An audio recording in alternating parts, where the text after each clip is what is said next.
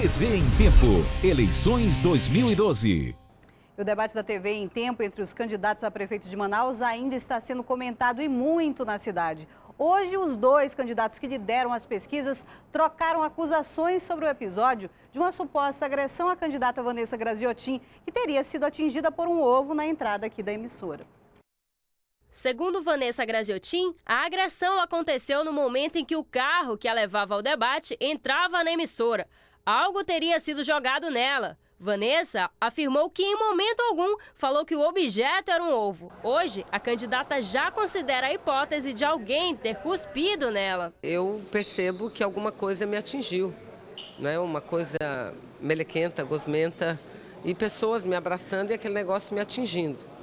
Aí quando eu parei assim, eu virei, parei de falar um pouco com as pessoas, botei a mão e vi que ele falei, meu Deus, não sei se é um ovo, o que é que me atingiu. A candidata não acusou nenhum partidário, mas afirma que havia um grupo de pessoas contra ela. Era um grupo razoavelmente grande de pessoas, né?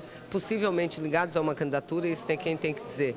São os analistas que vão ver as fotos, que vão ver as imagens, que foram para lá com um único intuito. Não era para apoiar o seu candidato, era para me agredir. Temos uma farsa a derrubar. Foi assim que começou a coletiva de Arthur Neto, que teve a intenção de contrariar que a senadora Vanessa Graziotin teria sido atingida por um ovo. Líder nas pesquisas, Arthur disse que a senadora se contradisse e que toda a situação não passa de uma estratégia de marketing. Mentiu da tribuna do Senado, o que configura quebra de decoro parlamentar, e isso é passível de cassação de mandato. Eu só lamento. A história repercutiu tanto que ganhou as redes sociais e chegou até o Senado Federal.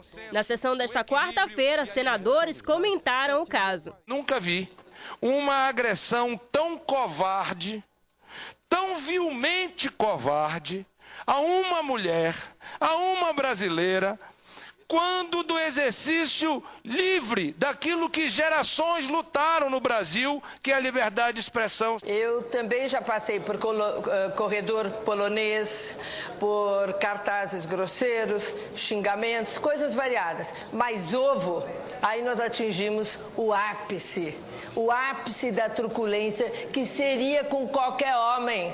Mas com uma mulher é pior. Como presidente da casa, desejo também prestar minha solidariedade a todos aqueles que se manifestaram contra a violência sofrida pela ilustre colega. Na coletiva de hoje, assessores de Arthur exibiram fotos e afirmaram que o episódio não passou de uma exibição para a imprensa. Temos o nosso programa para, obviamente, repor a verdade dos fatos, embora eu tenha andado hoje com isso. Não noto repercussão absolutamente zero. Assessores dos dois candidatos fizeram denúncia formal sobre o caso no Tribunal Regional Eleitoral.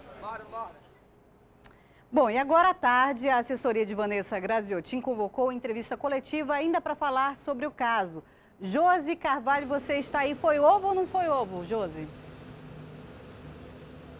Pois é, Marcela, segundo a assessoria jurídica da candidata Vanessa Graziotin, não foi um ovo que a atingiu. Na entrevista coletiva que teve agora à tarde, Daniel Nogueira, o advogado de Vanessa, exibiu fotos mostrando que ela teria sido atingida por um cuspe. A assessoria jurídica já registrou boletim de ocorrência no 22º Distrito de Polícia aqui de Manaus. O acusado de ter cuspido a candidata já foi identificado e não é menor de idade. Seria Arthur Burcão, de 22 anos e, segundo a assessoria, é cabo eleitoral de Arthur Neto. Josi Carvalho para o Jornal em Tempo. Obrigada, Josi. E agora um alerta aos pais. Sabe aqueles objetos pequenos que ficam espalhados pela casa e de fácil acesso às crianças? É preciso ter muito cuidado, porque alguns, como pilhas e baterias, podem soltar alguma substância tóxica dentro do corpo. E o número de casos de crianças que engolem esses objetos tem dobrado aqui na região metropolitana de Manaus. Foi rápido, num descuido, e quando Letícia viu, o filho Hendrick já tinha engolido a bateria. Eu insisti até que ele confirmou para mim que tinha sido, né, que ele tinha engolido a bateria. E na mesma hora eu peguei, desesperada, mornei um leite e dei para ele tomar. Mandei ele tomar um banho e botar o dedo na garganta para vomitar, né? E fomos para pronto-socorro depois disso. O menino brincava e colocou o objeto na boca. Depois ficou com medo de contar para a mãe. Eu estava com medo por causa que iam fazer a operação e eu fiquei com medo de contar para ela. Segundo a Secretaria Estadual de Saúde, em média, 4 crianças procuram todos os dias as unidades de pronto atendimento aqui da capital por terem engolido algum objeto. A quantidade é alarmante, o dobro da registrada no ano passado. Os casos mais comuns envolvem crianças entre 1 e 4 anos. Moedas, brinquedos e objetos pequenos. Tudo é um perigo. Pilhas e baterias são as piores situações, porque pode haver vazamento de substâncias tóxicas dentro do corpo.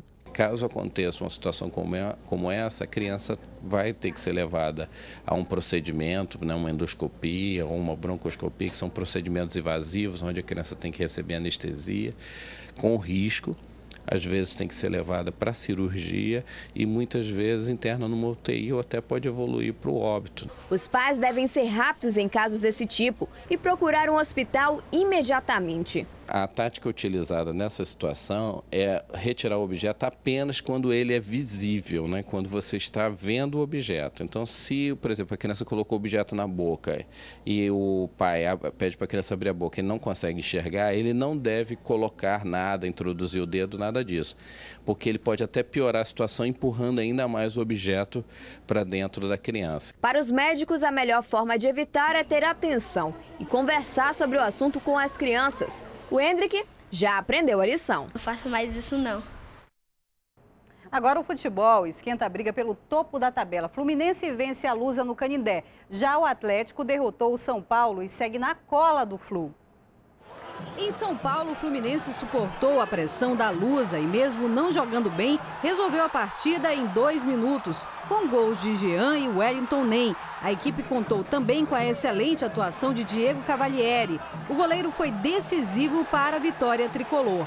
Na cola do líder está o Galo Mineiro. O time pressionou o São Paulo o tempo todo e teve um jogador a mais desde os 25 minutos da primeira etapa. De tanto insistir, marcou de cabeça com Leonardo. Agora o Atlético, que tem um jogo a menos, está a apenas 2 pontos do Flu. Na primeira partida, sem Cristóvão Borges, o Vasco afundou ainda mais o Palmeiras. O Verdão saiu na frente com Luan, mas Tenório deixou tudo igual. A virada veio no segundo tempo, com Nilton e Juninho Pernambucano.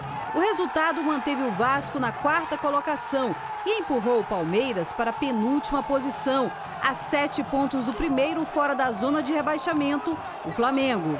E falando no rubro-negro, o time foi a Vila Belmiro e levou a pior no confronto entre os piores do retorno. Em menos de 2 minutos, o Santos definiu o jogo. O primeiro foi do adolescente Vitor Andrade, de apenas 16 anos. Neymar, em bela jogada individual, fechou o placar que colocou o Santos na 11ª posição. Ainda sobre o rebaixamento, o Figueirense começa a reagir e chegou ao 4º jogo sem derrota. A vítima de ontem foi o Cruzeiro. João Paulo e Aloísio fizeram os gols do Figueira. O resultado foi péssimo para a Raposa, que vê o G4 mais distante. O Corinthians recebeu a Ponte do Pacaembu e ficou apenas no empate. Thiago Alves abriu o placar para a Macaca e Emerson Sheik, aos 40 minutos do segundo tempo, evitou a derrota alvinegra.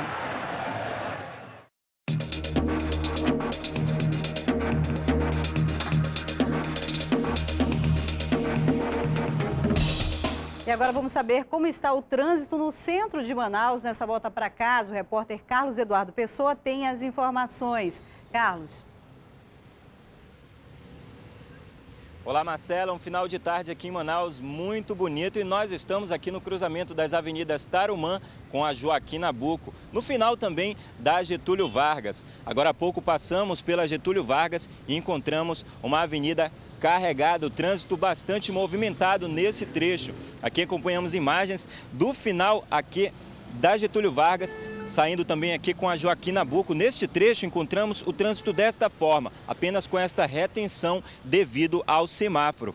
Agora, acompanhando a imagem, nós vemos o trânsito desta forma neste outro trecho. Trânsito carregado, trânsito intenso. Portanto, é bom evitar este trecho para quem vai para Djalma Batista e para o Boulevard. Já aqui na Tarumã, a situação é essa que vamos encontrar agora. O trânsito fluindo tranquilamente. Portanto, fica aí a dica para aqueles condutores que estão saindo do centro de Manaus, indo para casa. Marcela? Obrigada, Carlos Eduardo. E olha que caso curioso. Uma engenheira florestal embarcou a cadela de estimação em um voo do Rio para Manaus. Ao chegar aqui na capital amazonense, o animal fugiu do bagageiro do avião. A companhia aérea não a encontrou e a dona, desesperada, começou uma campanha na internet e oferece recompensa para quem achar Carmina. Ninguém imaginou que a simples viagem de avião da cadelinha Carmina iria virar um pesadelo. O animal foi embarcado no voo do Rio para Manaus 4 dias antes da mudança da dona dela. Segundo a companhia aérea, a Carmina fugiu aqui em Manaus. Ela teria destruído a casinha em que viajava e, quando o bagageiro de malas foi aberto, pulado para fora do avião. Seu Maurício e dona Cleide esperavam a cachorra. A TAM só avisou do desaparecimento 1 hora depois. Eu vim aqui com guarda porque eu queria ter certeza se essa cachorra tinha passado mesmo na portaria, né? Aí ele me confirmou que viu a cachorra passar. E como o portão é eletrônico, é devagar, né, que ele fecha. Aí disse que a cachorra saiu no portão desembestada. Eu tive o trabalho de fazer o percurso que ela teria percorrido em torno de 4 a 5 quilômetros da local que ela saiu até o último local que ela foi vista. O casal saiu do aeroporto com a casinha de cachorro sem nenhum sinal de mordida. Desesperados, eles colocaram cartazes com a foto de Carmina em postes e nas lojas oferecendo recompensa.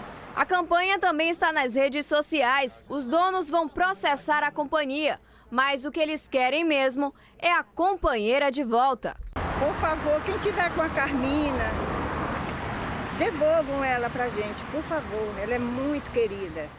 Essa edição do Jornal em Tempo para a Internet fica por aqui. Obrigada por nos acompanhar. E olha, jornalismo é no SBT TV em Tempo. Até a próxima.